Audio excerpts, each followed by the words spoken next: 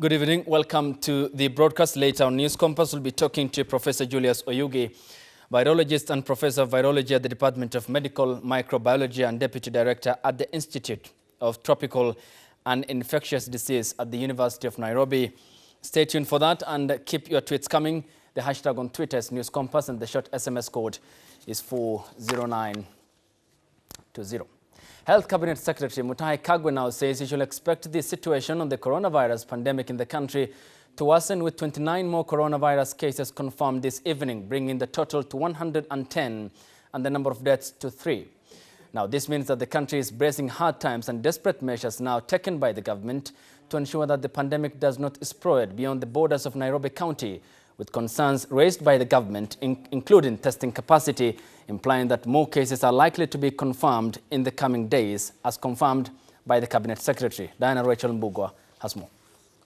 I do not wish to scare you, but with the figures I have just read to you, there is no gainsaying that this is a very serious threat to our lives and to our nation. Kenyans should brace themselves for stiffer measures from the government as the coronavirus cases continue to rise by the day. With the government increasing their testing capacity, more cases are likely to be confirmed in the coming days. I must say, it's going to rise, and it is going to rise exponentially. It is important for us to note that this virus does not move by itself. It is moved by you and I. Kenya has now confirmed 29 more cases, bringing the total to 110, with 2 more deaths confirmed, bringing the total to 3 deaths. This was after 622 samples were tested in the last 24 hours, with Kagwe saying that the mass testing of 2,050 people is still ongoing. That those in quarantine, I am also appealing to those in quarantine to keep social distances. In fact, if there are people who should be keeping social distances, it is those in quarantine. Because you are quarantined with people who themselves could easily be positive. Kenyans have also been asked to strictly not travel up country, with the virus now spreading through community transmission. We are completely discouraging the movement of those staying in Nairobi to up-country places. I cannot emphasize more the need for you to prepare yourself not to travel up-country going forward, whether it is for Easter holidays or any other reason. Hospitals and county governments have further been directed to hire additional health workers as the country continues to battle with the spread of COVID-19. Counties to heighten their level of preparedness. Towards this end, the government has instructed with immediate effect that the hiring of 5,000 skilled health workers across the county begin immediately, and with the aim of finalizing the hiring in the next 7 days. Meanwhile, CS Kagwe has confirmed the Kilifi Deputy Governor's full recovery, but says the law will be enforced. So pleased to announce to you that the Deputy Governor of Kilifi County, whom we place under mandatory quarantine, has fully recovered. He has been declared fit after being subjected to 3 tests, all of which have turned negative. Naturally, the issue of the law, we will now follow up with him. The Ministry of Health has warned that if Kenyans do not change their behavior and attitude by practicing social distancing as well as safe hygiene measures, the numbers are likely to increase to thousands by the end of April. Diana Rachel Mbugwa, Ibru TV. Still on the coronavirus matters, 4 police officers who allegedly clobbered and injured 2 members of the public while enforcing the dusk to dawn curfew in Nakuru County have been interdicted, according to Rift Valley Regional Commissioner George Natembea. This comes a day after President Uhuru Kenyatta called for forgiveness from Kenyans over excesses meted on Kenyans by police in the enforcement of the dusk to dawn curfew, which took effect last week on Friday. Tumeendelea kuwahimiza maofisa wetu wa usalama waendelee kufanya kazi with the human face. Isiwe kwamba inakuwa ni opportunity ya kuharass watu ama kuwapiga wa Kenya. Sasa hizi watu bado wako na wasiwasi nyingi. Mtu ajui kama ugonjwa atakuja kumshika. Hatuwezi kutaki tuongezee mambo mengine kama ya vita. Kwa wale maofisa ambao walifanya ile jambo jana, disciplinary action imechukuliwa. Kuna administrative changes ambazo zimefanyika, na pia wakati disciplinary process inakwisha, wengine watapelekwa kotini na kushtakiwa. Now they say necessity is the mother of all invention. Well, one woman in County 001, Mombasa County, has taken this literally and has come up with homemade masks out of plastic. This comes at a time when countries across the globe are grappling with the shortage of personnel, protective gears or equipment. But as our health affairs reporter Winnie Lubembe now tells us, Kenya has already begun mass production of masks to help curb the spread of the highly infectious coronavirus pandemic. The mother of two hit the headlines earlier today with her makeshift mask, painting the stark reality that Kenyans of modest means face. She had made two masks, one for herself and another for her young daughter, to protect themselves from the pandemic. Mombasa Governor Ali Hassan Joho lauded the woman for not just sitting at home and saying she does not have a mask. You are sending a message that people needed to take care of themselves. That is the message that we got out here. That Oliver, kwa sababu nataka kulinda maisha yako na maisha ya mtoto wako na familia yako. Our humble appeal to other citizens in our great country. Learn from her. Despite this invention, this mask is made of plastic bottle that puts her and her daughter more at risk of suffocation. As the Acting Director General for Health, Dr. Patrick Amoth, says, a mask should have 3 layers to it. The layer is made of a material that is water repellent, also called hydrophobic. So if there's any spillage of blood or secretions, then it does not come into contact with you. If you cut the mask, a cross-section of the mask, there's a middle layer that has a filter. That filter is supposed to be able to pick particulate matter and bacteria and therefore stop you from inhaling the particulate matter or the bacteria. Then the third layer, inner layer, is the layer that absorbs, maybe if you are sweating or any secretions or any spit from you to the person maybe you are taking care of or the person you are talking to. Health CS Mutahi Kagwe also says the masks will be available to all Kenyans at an affordable price. All border riders and their passengers, with only one, must wear protective masks. I further direct that all tuk-tuk drivers, all matatu drivers and their passengers within the matatu should begin are advised to adhere to this directive. If you are getting into a matatu, you are advised to wear a mask.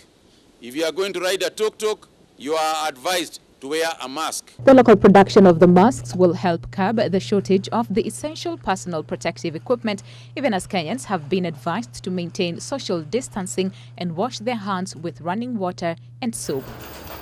The highly contagious COVID-19 has affected 110 people in Kenya and close to 1 million people globally, with the World Health Organization insisting on mass testing. Winnie Lubembe for Ebru TV.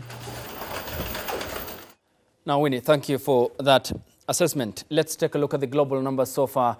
And with less than 19,000 to hit the 1 million mark, you can see what's up on your screen at the moment. 981,221 total confirmed number of cases, that is. And you have 50,230 total confirmed number of deaths in the world. 3, of course, including Kenya. And so far, the countries or the regions affected are 180. Let's look at the geographical representation and to the affected parts of the world. You can see the epicenter, which is in China.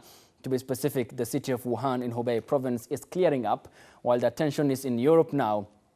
In Italy, Spain, Germany, the UK, Belgium, and the United States of America. And this is, of course, the geographical representation of the coronavirus pandemic done by the Johns Hopkins University. Then we can look at the plots and how so far it's behaving. And you can see there is the upper graph, which is an illustration of the cases that continue to crop up, the exponential growth you can see on your screens, and down, of course, the lessening number of cases in China and the increasing number of the coronavirus pandemic across the other parts of the world, the United States of America and the European continent becoming the respective epicenters of course, the coronavirus pandemic in regard to the measures put in place by the Donald Trump administration, who misjudged the situation from the onset, as was the case in Japan and in Italy, and equally what policymakers in Europe, with regards to the border closures in the United Kingdom and across most of western part of the European continent, is taking effect and how they will remedy the situation. Back home, the Nairobi County Assembly has approved 1.29 billion shillings to be used in the fight against the deadly coronavirus pandemic in the city. Members of the County Assembly who held a special sit-in today said the money will be allocated to the Health Ministry of the county and will aid in the purchase of face masks, sanitizers and other materials meant to benefit Nairobians who have the lion's share of so far confirmed number of coronavirus cases in the country. Jeff Remba has that update. As coronavirus pandemic continues to spread like bushfire across the world, Kenya's capital city of Nairobi has been so hard with the daily updates, which has seen the number rise significantly to 110. Out of the 110 across the country, Nairobi County now takes the lead, with the 70%, even as the Health Cabinet Secretary Mutahi Kagwe urges the Kenyans to be so much cautious. Please do not wait to hear of a death near you for you to realize that the disease is not a joke. By the time you are hearing of a death near you, it could well be your own death. And of course you won't hear. But as a gesture of goodwill, Nairobi County Assembly has now thrown their weight behind by providing avenues of dealing with the pandemic. On Thursday, the Assembly held a special sitting where they approved a budget of about 1 billion Kenyan shillings to the Health Ministry to combat the deadly virus, as confirmed by the Assembly Speaker Beatrice Elachi. What we are saying as Nairobi County, we've given 1.29 billion for COVID, and we are hoping that this is money that will help the health sector. There is money that has been put for every ward. I am hoping that can be able to buy now masks. We are seeing people, even in our own city hall, joking with lives. They have refused to distance themselves. Life is like normal. While Europe are crying, very soon when the cold sessions will come, you will realize what the president is telling us.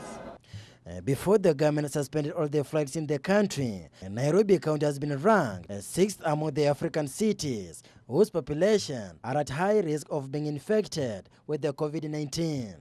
According to Beatrice Elachi, Nairobians ought to be so much careful, even after pumping in the resources to deal with the virus, which has so far claimed 3 people.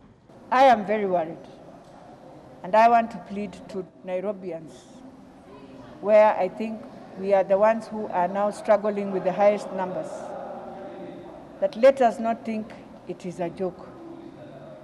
God has given us an opportunity to learn from the super world, knowing very well we don't have a capacity whatsoever to bring a stadium, put in beds, have a stadium of 4,000 people, and make it an ICU unit, when we know we just have Kenyatta National Hospital as the only place we have an ICU. Early this week, the Minister of Health kicked off the fumigation of Nairobi streets as part of the measures to contain the spread of the virus. Mutahi Kagwe has now requested the Nairobians to refrain from traveling up country, where the country has a large population of older people. So I want to reiterate that even when you are in Nairobi, unless there is something you are doing, unless there is absolute need for you to be outside your house, we encourage that you stay at home. So the money goes to health, but in that health, we need to ask ourselves, and I think the president will know, and they will know how to reallocate.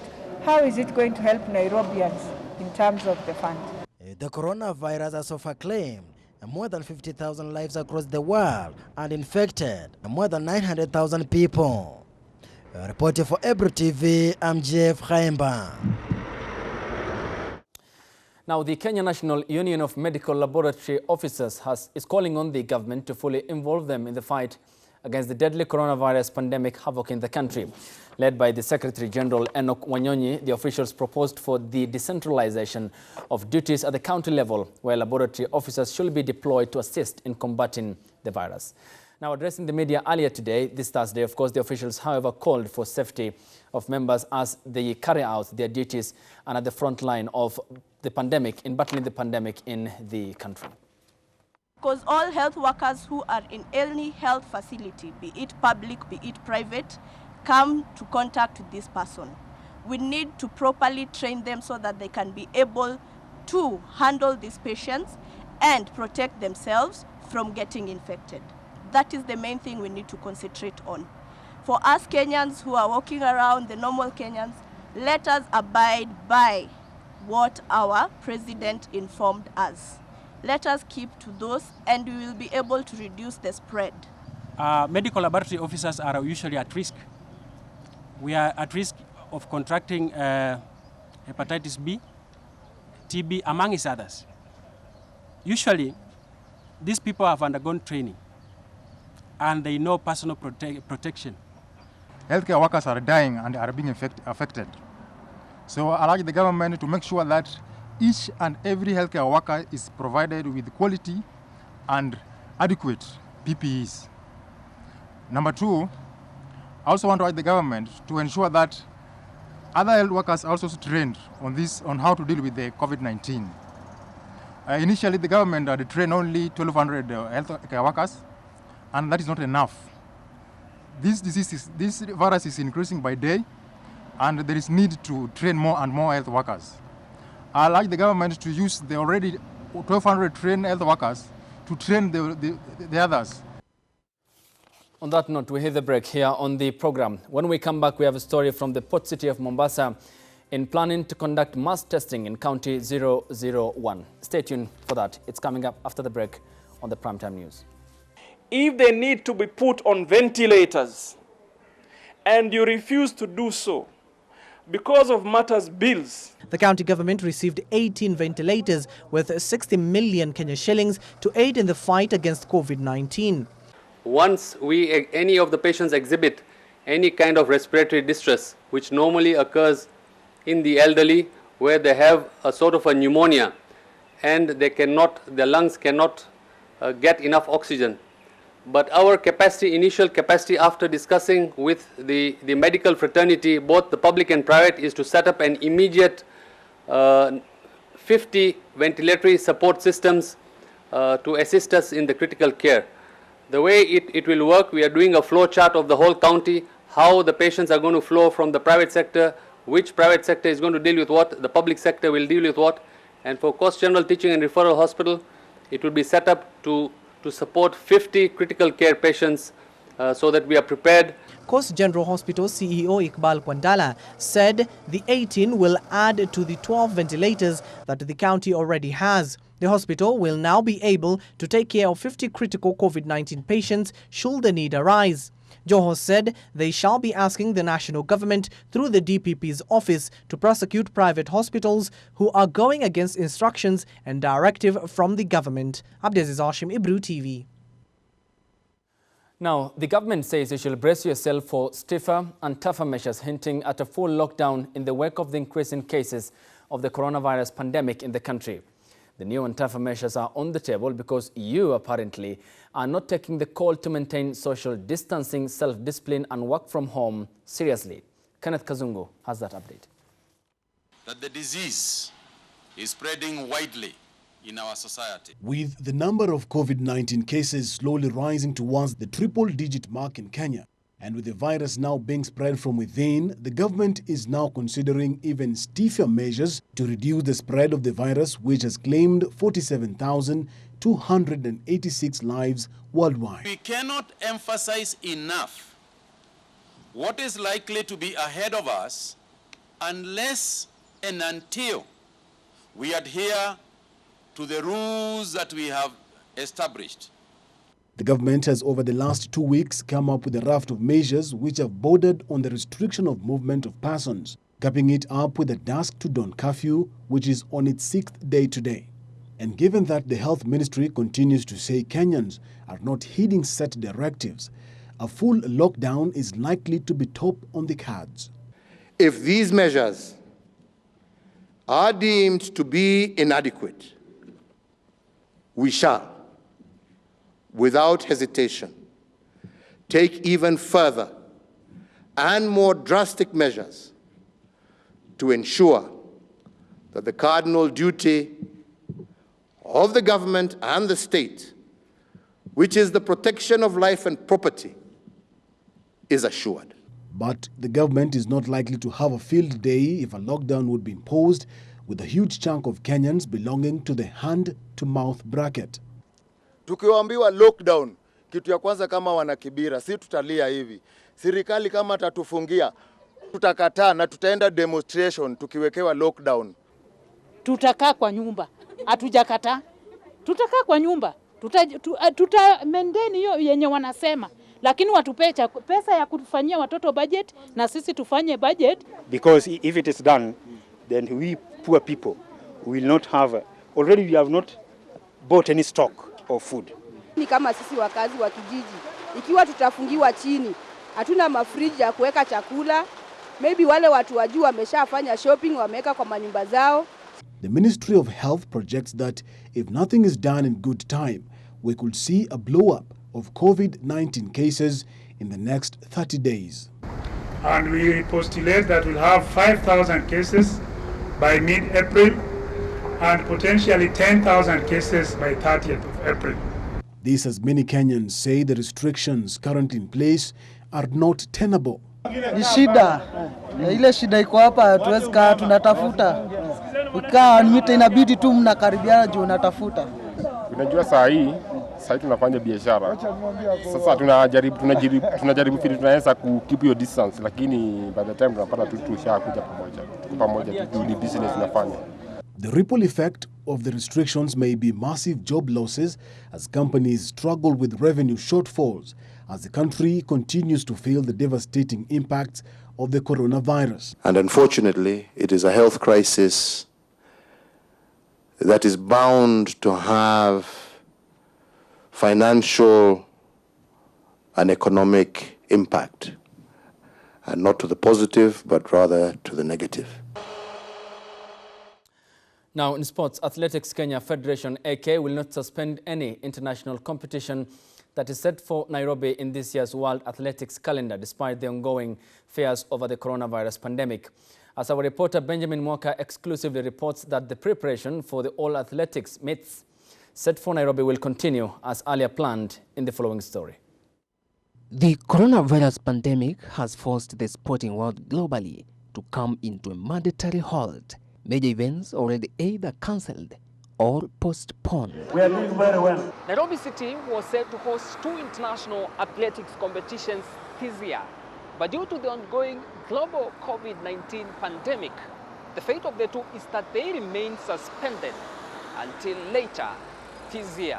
The first World Athletic Continental Tour meet that was set for Nairobi on May 2nd is off until September, while the World Under-20 Championship is set for postponement on a date that is not later than December this year. For us to be able to organize an event in September or early October is still good, because you realize that there's not been any competitions for our athletes worldwide, not only Kenyan athletes, and therefore whatever event that comes along the way, it is good for them. And what we are still hoping is that maybe this World Under-20 should be held at the end of the year, so that it does not conflict next year with the Olympics and other major events like World Cross Country and also the Diamond League.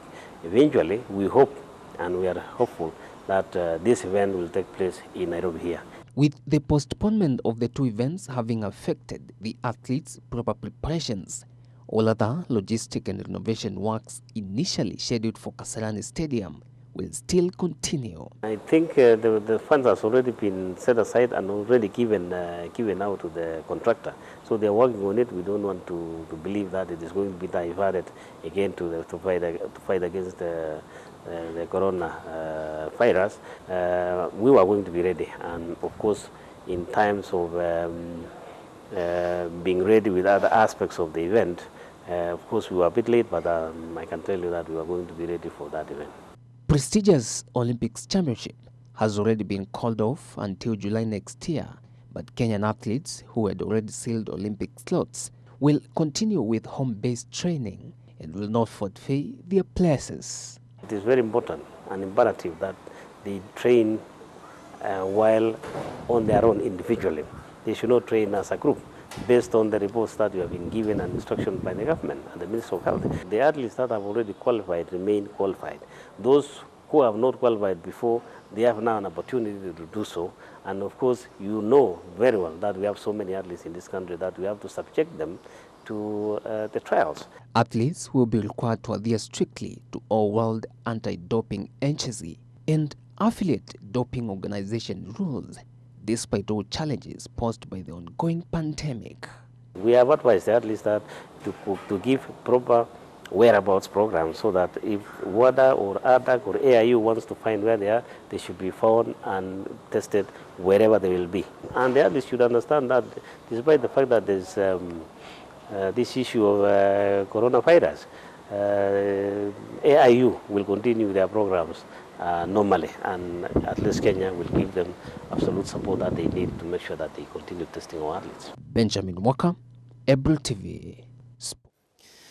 Now, Elgeyo-Marakwet County officials have warned athletes of further arrests if they continue training in groups contrary to the government's directive of social distancing. County Executive Committee for Sports, Anita Kimwatan, told athletes to follow the laid-down rules or risk being locked up. The directive came yesterday after 12 athletes were arrested for training in a group against the government's ban on social gatherings and sporting activities. However, the athletes were released without pressing any charges, but the CEC warned that there will be no next time.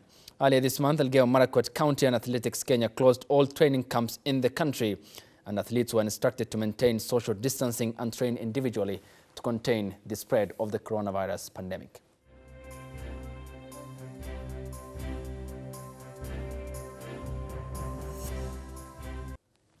We come to a close here on the Primetime News, but coming up next after this break is an interview with Professor Julius Oyugi, virologist and who heads the microbiology and deputy director at the Institute of Tropical and Infectious Diseases at the University of Nairobi on the coronavirus pandemic. We will be doing that through Skype interview here on the program. Sending your tweets on the program. The hashtag is News Compass. We will sample some of your feedback later on the program. Stay up for that discussion. It's coming up next after the break here on the program.